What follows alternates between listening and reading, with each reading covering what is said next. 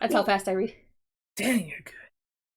Welcome back to Sam and Ham. This is Sam. And this is Ham. And what are we doing today? We're going to do another episode of Fan or Ben. I'm sorry. Fan or Ben. Ah, yes. Different speeds. Gotcha. Yes. And today we're going to be doing Bard subclasses. Bard subclasses? Yes, they're Bard colleges, just like we did a little bit ago on Warlock patrons. Now we're doing Bard. I thought there was only one kind of bard. Me, not that kind of Bard. You're not a bard at all. You No. don't sing. You don't play the lute. But I tell epic stories. And that is all a Bard must do.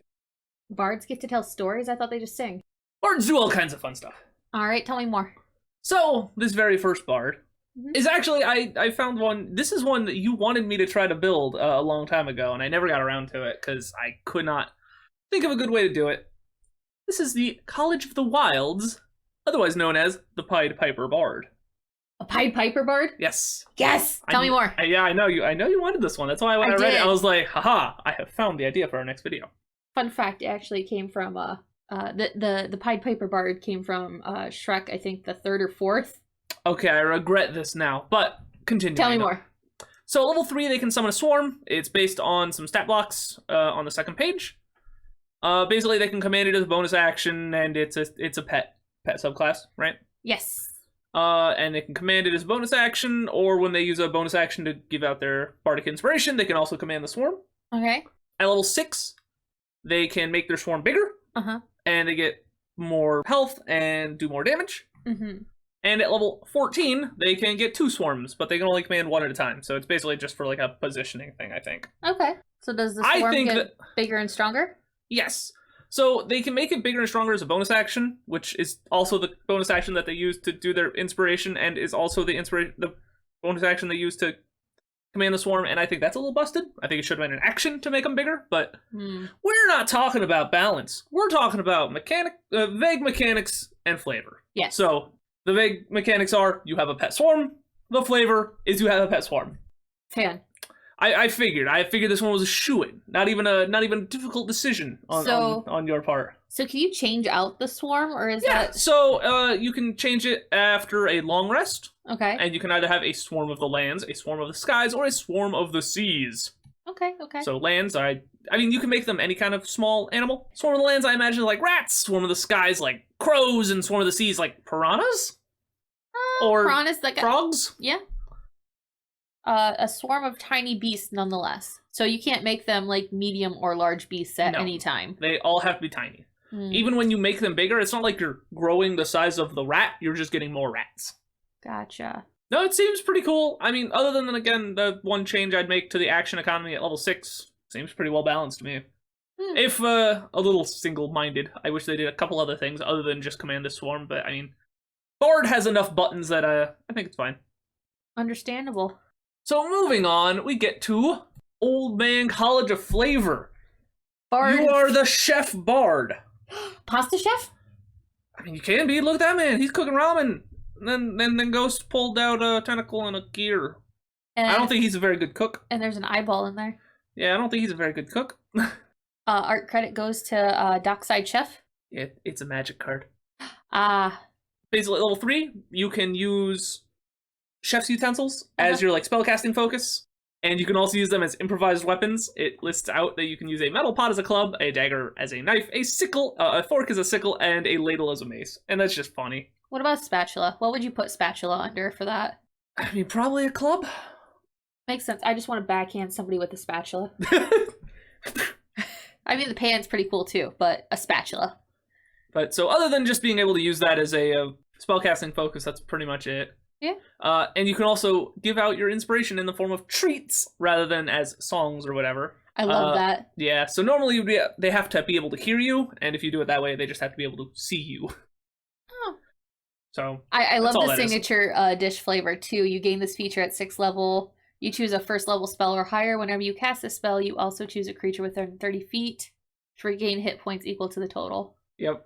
So that is kind of based on the signature spell ability from Wizards, but they made it a dish and made it lower level. So instead of doing what wizards do, you get health because you're eating food, and it's funny. Yeah, you do. Friendly creatures roll an additional d6 when they benefit from your Song of Rest feature. Yeah, they have a lot of healing features. You're gonna notice that in a couple of these, actually. Food does heal. Trust me, I know.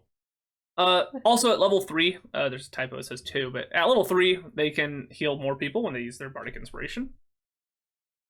And they can also then, just for free, re-roll a saving throw at the start of their turn, which is nice. I think they know what they said. It was not a typo. You know? We'll never know. Unfortunate. Continue. At level 14, they get Sugar and Spice. Whenever they cast a spell, they can choose a creature within 10 feet of them to gain hit points, or a creature within 10 feet of them to take necrotic damage equal to the spell's level. It's funny. I love this. Fan. I didn't even read the last one. I don't even care. Fan. Alright, but I'm reading the last one. Okay. It's called the Flavorer Star. You get an award. You literally get an award from your subclass. You get Michelin stars? Yes! I love this. You get the Hero's Feast spell, and you can choose one of the following alterations to make to it. So you can either cast it as a ritual, so you can just cast it without using a spell slot, or you can change the casting time to lower, and they can eat it faster. Or you can change the component you need for it, or you can change the saving throw that it helps out with. I love this. So you get to customize your dishes. It's very, very clever. I love this. I would happily play a campaign where I'm just trying to collect all of the Michelin stars. Like, I just want to go around and be the most world-renowned chef. And collect. I would love this. It's pretty good. You're just going around and you're fighting monsters and ogres, and you're like, whoa, friend, whoa. You look hungry. How about some ramen? And you stop the entire fight sequence just to, like, do what is that? A cooking montage? No, not a cooking montage where you're just cooking in front of people. A cooking show. Okay, a cooking show. I was thinking more like you go to the restaurant. Oh, like a hibachi grill? Yes! I couldn't think of the word. You just do hibachi grill style cooking. Like, you just, like, wheel out, like, a flat griddle out of nowhere. You pull it out of your bag of holding and you just, like, start doing everything. You do the fun little show where you're, like, throwing food into their mouths while you're cooking. I would love this. Like the, like, onions on fire and stuff. Yes. That'd be fantastic. You have to hire some, like, butlers to like, follow you around and stuff. Like, they haul out the grill. No. It's all in your bag of holding. Oh, it's all in the bag of holding. Everything goes in the bag of holding. That's fantastic. You just whip it out. Because you're a bard. You gotta whip it out. No! Moving on. This one is the College of Hope. Ban, don't like it. I have no hope. I know you're a millennial, honey. But the College of Hope is, you're just about hope and redemption and stuff. Okay.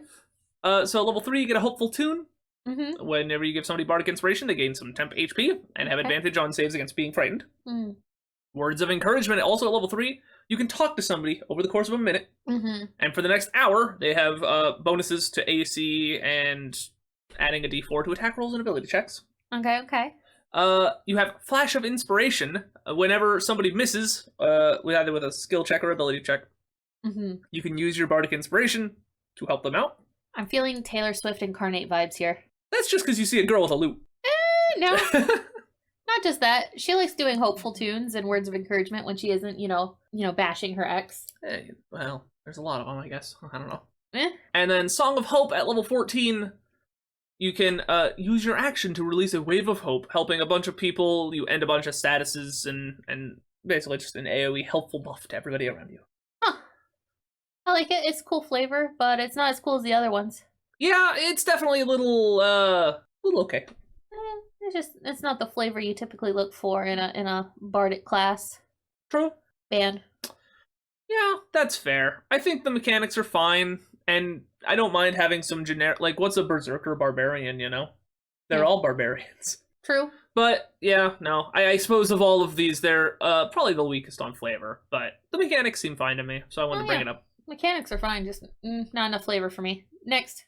You're gonna like this one. The College of Shanty's Bard. I do enjoy a good shanty. Are you gonna sing one for me? No. That was a very short shanty. Continue. So, yes, this guy does a bunch of stuff on pirates, I guess, and this is his pirate bard. Actually, it seems pretty clever, mechanics-wise. So, one, it's all about, helping out the crew and whatever. But I can very much imagine a bard on a pirate ship, singing shanties and stuff.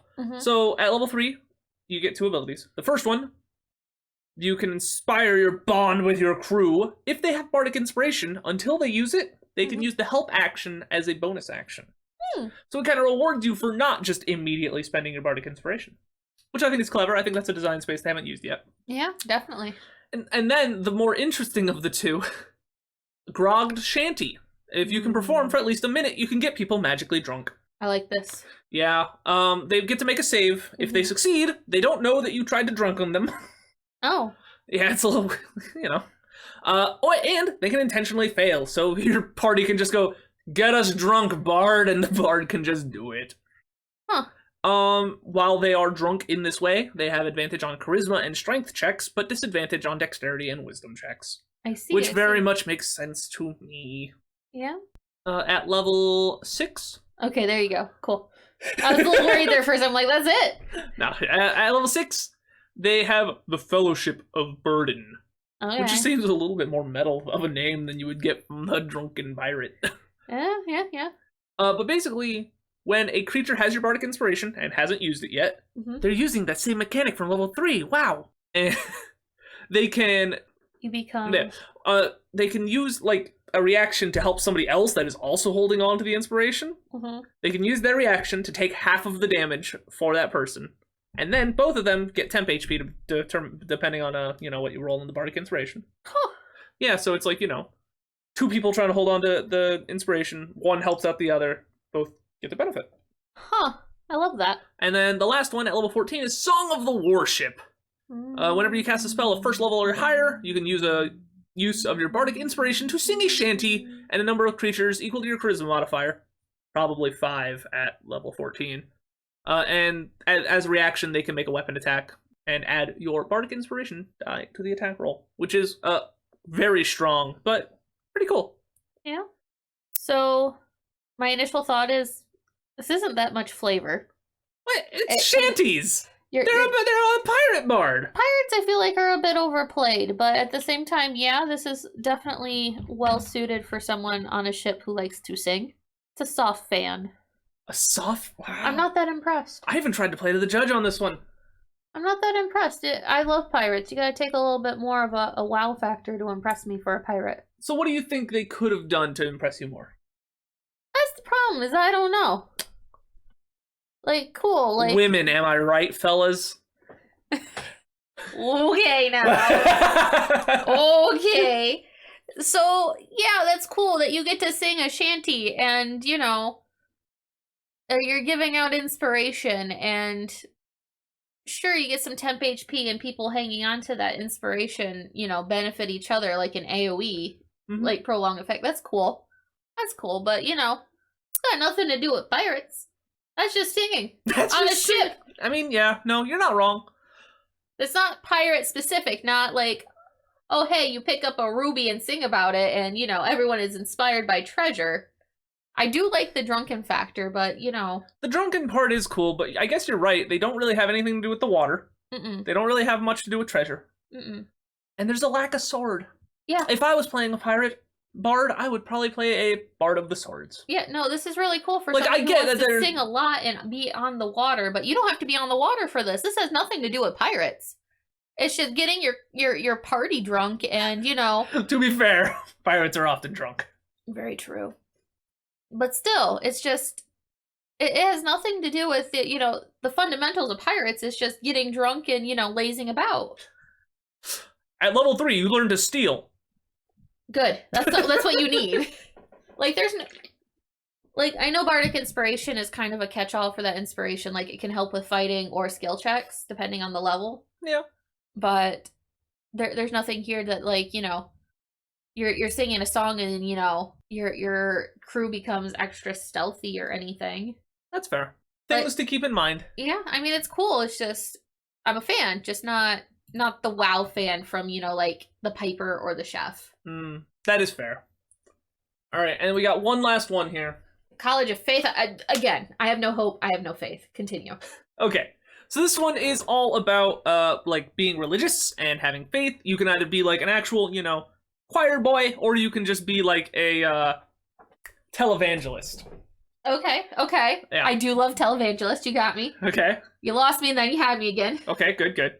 So the first thing they get is whenever they cast a spell slot that restores hit points, you can use a use of your Bardic Inspiration to roll the die and choose a number of creatures equal to your proficiency bonus, and they also get hit points. Okay. So it's like a healer bard. Okay. Probably using a lot of Word of Faith, or Healing Word. Yeah, that's the one. Mm-hmm. Also at level 3, they get a bonus proficiency of either Medicine, Religion, or Insight. Understandable. At level 6, they get Channel Divinity. So, like, Clerics and Paladins already get Channel Divinity, because they don't stack.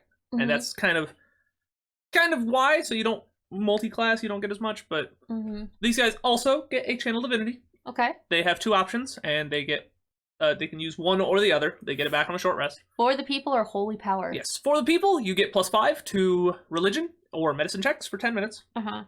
Or holy power. As a bonus action, you buff yourself for the next minute. Whenever you cast a spell that does damage, you do bonus damage, bonus radiant damage equal to your charisma modifier. To one of the targets. Yes. That's pretty standard wording. Yeah. And then for their last ability, Holy Seraphim. Ooh. You use an action to buff yourself, and you turn into a minor angel. You get feathered angelic wings, so you can fly. Oh. You shine light around you. Whenever you would restore hit points to somebody, instead of rolling, you get the maximum die result. And as a bonus action, you can touch a dying creature to stabilize them. I'm a fan. Okay. I do like the religious aspect of Bard. Again, Bards are very stereotyped into one thing, and it is definitely not religious. Yeah. I think that's kind of what the creator was kind of going for. Yeah, definitely.